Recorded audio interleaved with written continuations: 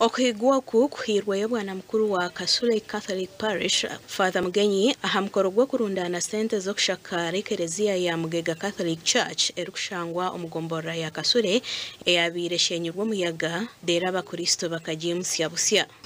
amaji tugombeke sente tuzisoroze za business tuzikole cyonka twijuke ngo enjwe nkuru ya ruhanga rukwetaga kandi rukwikaraho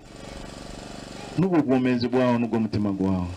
miliyoni mwenda hari miliyoni 15 nizo zirundiinwe kandi hari yezo obirariyo mjenyi mukuru Honorable Asaba Paul MP wa Chaka North ahireyo miliyoni 2 Omuhwezo w'umutonganizo wa government Honorable Jackson Kafuzi yahayo shilingi miliyoni 3 kandi uwo munyishingiro kazahabu wa Kyegegwa ahireye nshaho 20 za siminti hamwe n'emitwaro 40 uko mwebembezi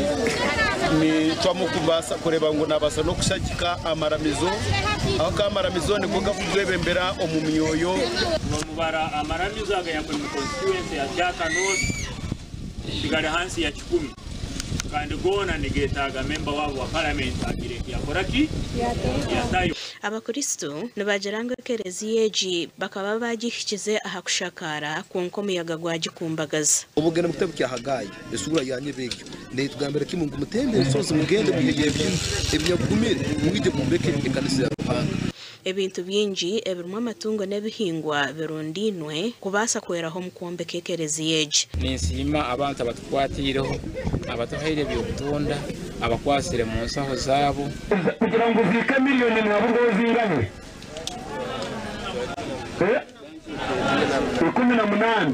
miliyoni 18 naza kuzongeraho miliyoni mu mwanya wa 82